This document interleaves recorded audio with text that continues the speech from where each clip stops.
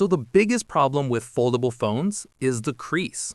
Many people go in for foldables, check them out, and then they realize that there's this crease over here, which is not only visible, but you can feel it also with your finger. And they just switch off from foldables. And Apple spent 2 years telling the world their foldable iPhone would be the first phone with no crease. We were all waiting. And Samsung this January showed a creaseless foldable in CES. But guess what? The first creaseless foldable is out. And it's the Oppo Find N6. Take a look at this part. This is where the crease is supposed to be, the folding part of the phone. But this phone actually has no crease. Even if you put your finger on it, there is no crease. You will not feel it. This is an amazing piece of engineering from Oppo. And you know what? Ever since foldables came into the market, the crease has always been a problem. And it would get worse over time. Your brand new foldable would have very little crease, but as you kept using it, opening and closing the phone, the crease would just get worse, forming a ridge down the middle. But why does it keep getting worse as you use it? Here's the physics. The OLED layers inside the foldable phone are bonded with adhesive. And every time you fold the device, the layers shift microscopically. The layers shift against each other, and this is known as creep. And because of that, after about, say, a couple of months of use, the crease deepens. There's nothing you can do about it. And there's one more thing that people don't realize. This crease that is visible and that deepens isn't just troublesome visually or is something that jars physically on the screen. This is also a stress fracture. Every time you're opening and closing the screen, you're slowly destroying it. And eventually, that's how foldables go bust. But Oppo decided to fix this problem at the root, a really interesting solution. The solution that Oppo found to make their phone creaseless was 3D liquid printing, which is done at the hinge. All the foldable hinges that are manufactured have microscopic height variations on the central plate. This comes out to about 0.2 millimeters of unevenness. They're like almost nothing. But when you lay an extra thin, flexible OLED over it, it's these bumps that translate into the crease in the display. So what Oppo did was they laser scanned each individual hinge and mapped every spot of unevenness. And on them, they dropped liquid photopolymer in 5 picoliter droplets. These droplets are smaller than a human cell. All the uneven areas are treated with these droplets and then cured with UV light to make it solid. And this process is repeated more than 20 times per phone.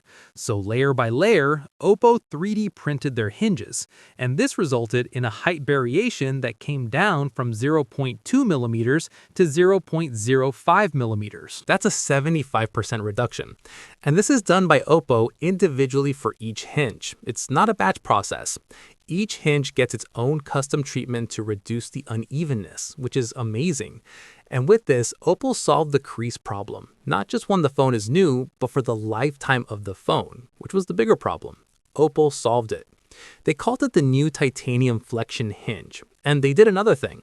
They increased the water drop fold radius.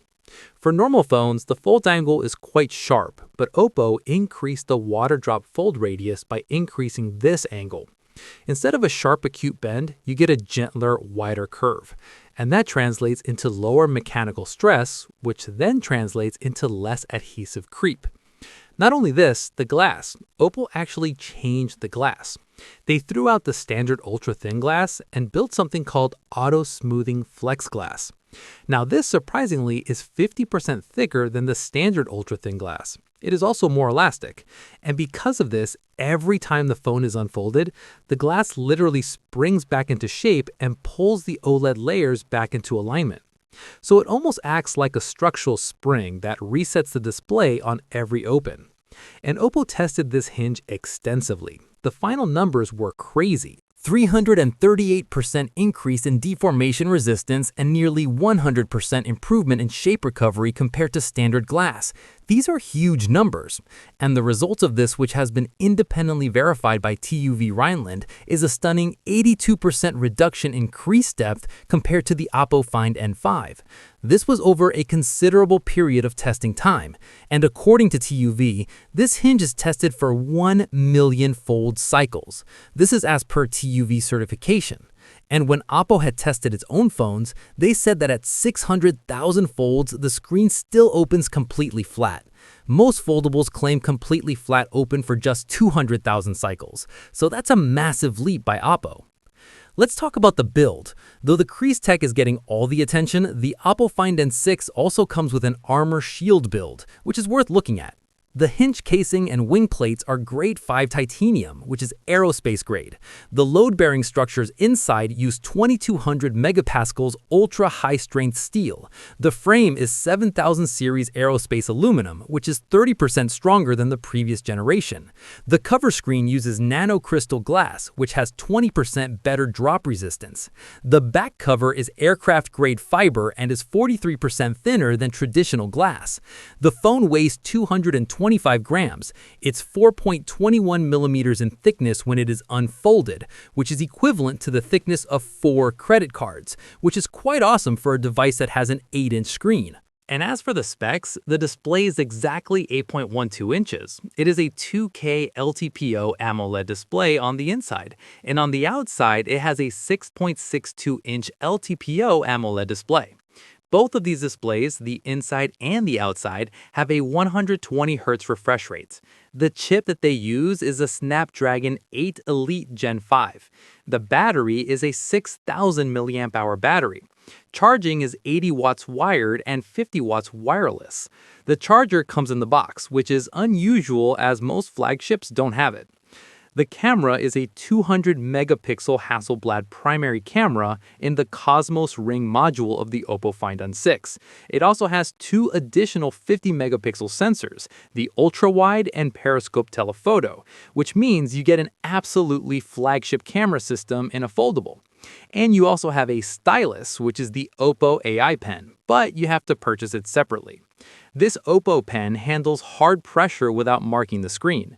Now, one important part about this Oppo pen is that it charges wirelessly inside the phone's case. So you definitely need the case for charging and keeping the Oppo AI Pen on the foldable device, because only when the case is attached to the phone does the pen charge wirelessly inside the case.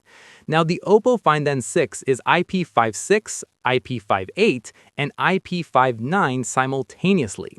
These are 3 distinct standards that cover submersion in water, high-pressure water, and high-temperature jets. The phone's configurations are 12GB RAM, 256GB storage, and 2 other models with 16GB RAM, 512GB storage, and 16GB RAM and 1TB storage. And this top-tier 1TB model also adds satellite connectivity for emergency communications. And as for the price, the base model 12GB, 256GB is going to be around $960 or thereabouts. The model above that with 16GB RAM and 512GB storage will be priced at around $1,200, and the top-tier model will be priced at around $1,500. The actual prices may vary a little bit.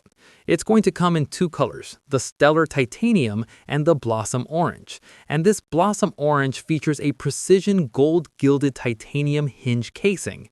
Now we come to what Oppo is calling the global launch.